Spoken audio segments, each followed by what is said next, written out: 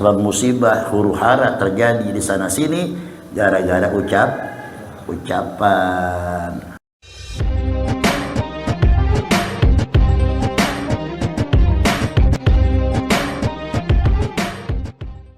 Ya, apa nih? Tulus sumti, usahakanlah kita jangan banyak bicara. Ini selanjutnya nih. Bab dengan banyak bicara Allah akan tunjukkan tuh kebodohan kita. Sehingga kata Imam Syafi'i, ya, kalau kita mau berbicara, pikir dulu sebelum bicara. Bab ucapan yang kita lontarkan itu bagaikan busur panah yang lepas dari busurnya. Anak panah yang lepas dari busurnya. Pikirin dulu, jangan sembarangan ngomong. Ya. Sakitnya dan lukanya orang dengan pedang itu bisa diobati 1 minggu lamanya. Tapi sakitnya manusia dengan ucapan kita seumur hidup dia ingat. Ini kadang kita jangan jeblak aja tuh. Ya. Atau barangkali kita suka bercanda. Mungkin bercandanya kita buat kita dianggap bercanda. Orang yang nerima belum tentu diterima dibercandain. Itu. Ada orang yang nggak terima dibercandain. Padahal kita niatnya bercanda. Ya hasil penuh dengan kebijakan pikir. Kalau kita ngomong jangan sampai orang lain terluka dengan ucapan kita. Nah ini saudara sekalian, orang kalau sudah terbiasa karakternya nih. Kalau lagi marah-marah, umpama orang lepas kontrol, ngomongnya sembarangan, kebun binatang disebut semua. Ya kan gitu, macam-macam tuh. Udah gitu, hayan hawa yang jelek lagi. Anjing lu, babi, nggak boleh, ya. Usahakan diem, banyak diem daripada kita ngomong. Nah, sehingga kadang kalau banyak ngomong kan orang suka timbul bohong yang ngablu. Ya. Dia ngomong tinggian ngomongan dia daripada langit. Orang kalau karakternya suka bohong, terus dia bohong. Dan dia nggak mau merendah. Seakan-akan dialah paling aingna gitu. Paling tinggi. Kenapa? Emang karakternya ngomongnya tinggi, terus tinggi. Nggak pernah dia ngomongnya rendah gitu. Ya. Yang lebih jelek lagi dia nggak punya, dia ngaku punya. Nah itu loh. Ini yang jelek lagi. Ya, ini yang jelek. Seakan-akan dia nggak mau kalah, gengsi dia ngomong sama orang lain, orang di WC tinggi, tahu-tahu ngomongnya juga nggak mau merendah, walaupun dia udah nggak mampu. Ada orang yang begini, ya, karakter namanya. Jadi kalau orang sudah biasa ngapung ngomongnya, ya, dia terus ngapung. Padahal orang lain cibirin bibirnya, cibirin tuh. Ngaburu. Ada peribahasa orang Betawi apa? Lagak sepelampang nggak disuguh nggak sepiring. Paham tuh? Lagak sepelampang kan gede, disuguh nggak sepiring. Paham itu maksudnya? Itu orang-orang Betawi itu peribahasanya tuh. Lagak sepelampang disuguh nggak sepiring. Lagaknya doang. Pas jajagin mau begitu dah. Nah ini saudara sekalian, jangan sampai. Mendingan kita diem. Itu termasuk daripada syu'bul iman. Ya, man kana yu'minu billahi wal yaumil akhir falyakul khairan aw liyasmut. Siapa orang yang beriman kepada Allah dan hari kiamat, hendaklah dia berusaha mengucapkan ucapan yang baik, atau lebih baik dia diam daripada dia apa? Dia ngomong. Enggak ada manfaatnya. Kebanyakan ngomong nanti bohong. Itu ada satu ucapan Nabi, man kathura kalamuhu kasara khata'uh. Siapa orang yang banyak ngomong berarti banyak bohongnya. Ustaz banyak ngomong tuh, jangan dibalikin. Ya, Ustaz banyak ngomong, bohong mulu dong. Wah, begitu. Ini tujuannya supaya kita ada saatnya kita diam. Ya, diam itu bagaikan emas buat kita. Kalau diperlukan bicara sesuai dengan kebutuhan. Jangan sampai kita berbicara mengada-adakan yang tidak ada. Tertipu akhir kita. Orang lain kita ajak bohong dengan ucapan kita nggak terasa saat itu sudah kita bohongin orang lain. Mendingan kita dinilai besar oleh manusia daripada kita besarin diri kita.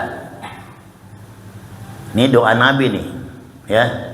Itu doa Nabi, Allahumma ij'alni syakura waj'alni sabura waj'alni fi aini saghira wa fi a'yunin nasi kabira. Itu doa Nabi itu.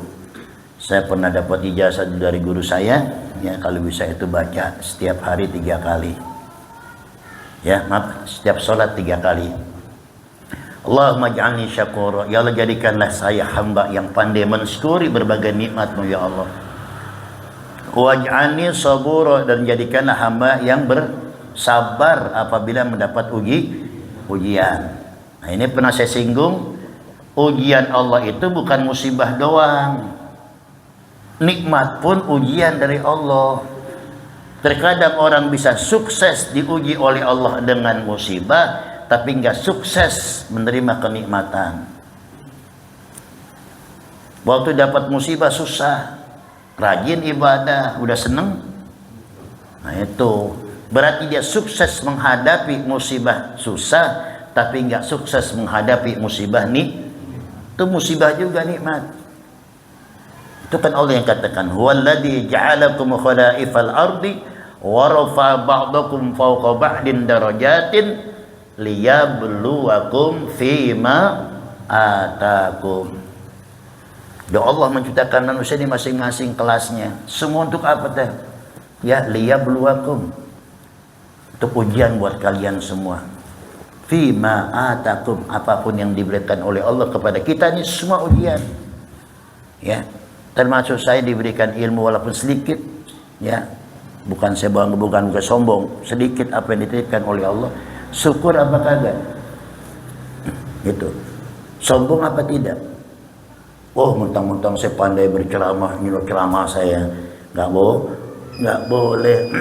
Tidak akan kita bisa suara yang sempurna didengar orang lain tanpa ada pertolongan Allah. Makanya di saat kita ini ingin berbicara, kalau bisa baca subhanaka la ilma lana illa ma 'allamtana innaka antal, Maha suci bagimu ya Allah, la ilma lana, tidak ada ilmu buat kami. Ini pengakuan para malaikat ketika Allah perintahkan untuk apa? Menerangkan nama-nama yang disebut oleh Nabi Adam. Malaikat nyerah, subhanaka la ilma malana illa ma 'allamtana, kecuali engkau ajarkan apa yang telah kau ajarkan kepada saya Allah. Saya nggak mampu. Ya, jangan katakan bisa bicara itu seakan-akan ilmu kita. Berapa sih ilmu yang diberikan sama kita? Nah, boleh, ya. Itu diantaranya bagaimana caranya kita ini untuk menjaga keselamatan. Makanya timbulnya pertikaian, kekacauan di sana sini akibat kita tidak bisa menjaga lisan kita. Ihfad lisanaka an taqula fatabtali innal bala'a muwakkalun bil mantiqi. Jaga ya ucapan kamu, sebab musibah huru-hara terjadi di sana sini gara-gara ucapan. Hati-hati ya. Terutama saya, jangan bisa mesen doang. Jadi jangan sembarangan. Kadang saudara sekalian, ada orang ini bahasanya beda sama kita. Ya, saudara contoh, kalau saudara saya bilang rese, marah nggak? Marah nggak? Marah. Tapi orang Madura beda, rese gerimis artinya tuh. Ya, beda. Jadi bahasa itu pengaruh. Kalau kita kan bilang rese kan marah tuh, anak kan gue bilang rese. Tapi orang muda enggak. Rese tuh, gerimis, cari payung maksudnya tuh kalau bisa. Itu beda. Nah itu dengan berbeda suku, beda bahasa, kadang tuh kalau kita sulang kurang bisa menempatkan, ya bisa marah. Kayak dulu saya pernah orang tuh marah. Saya lupa saya di kampung orang. Selesai saya ceramah, ya. Ada yang foto, saya bercanda, Mas kalau foto bilang-bilang dong, ya, biar saya bisa siap-siap. Itu bahasa kan bener kan kita? Ya kalau di Jakarta tuh bahasa bercanda, Tapi dia nyikapnya lain, tanggapannya saya marah. Pulang dia ngambil mando, pedang. Ya, untung alhamdulillah Allah jaga keselamatan saya.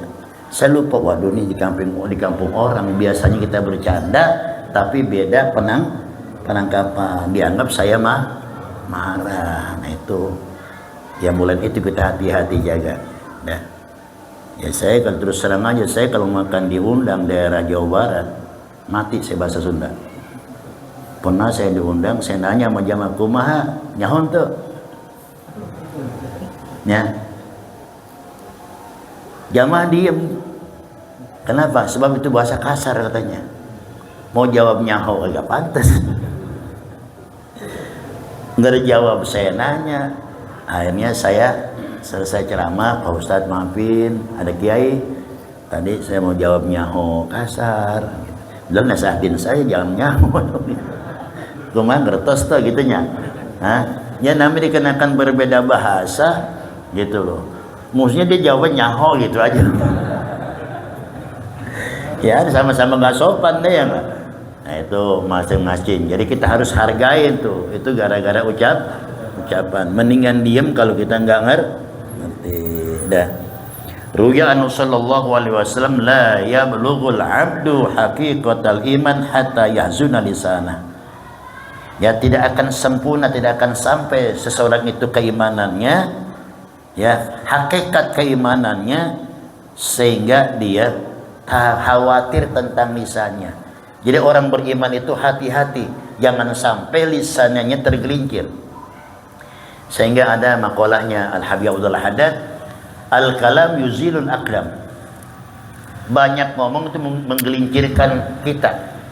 Jadi kadang kebanyakan ngomong, ya itu bisa tergelincir gara-gara ucapan kita. Makanya hati-hati, ya. Ini akhlak termasuk bagian kita. Kalau nggak perlu suruh ngomong, jangan ngomong mulu. Dan kedua, jangan memutuskan pembicaraan orang. Kalau orang belum selesai ngomong, dengerin dulu. Ya. Kita kadang-kadang suka motong. Orang belum selesai ngomong, kita motong. Itu orang yang dipotong omongannya suka kesinggung. Atau barangkali dengan kita motong ucapan tadi seakan-akan kita lebih pintar daripada orang yang ngomong tadi. Dengerin dulu. Nah selesai didengar baru kita kasih ulasan. Jadi nggak beradu tuh ucapan orang lain dengan kita. Apa ke situ tuh kita cara bergaul diajarkan oleh Rasul Sallallahu Alaihi Wasallam. Mendingan kita diam daripada ngomong. Dan kalau ingin ngomong kata Imam Syafi'i, mikir dulu omongan nih. Pantas nggak kira kita omongin?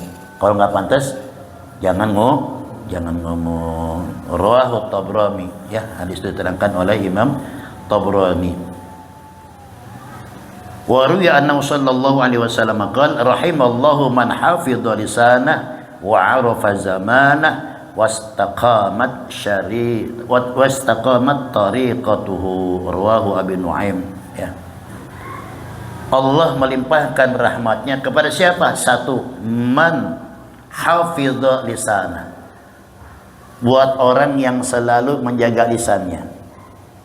Tadi kembali, daripada kita ngomong tidak ada manfaatnya, atau daripada kita ngomong ketahuan kebodohan kita, lebih baik diam tapi lisan kita basah selalu zikir kepada Allah. Itu yang paling dicintai. Radbun an zikrillah. Diamnya kita tapi lisan kita selalu basah.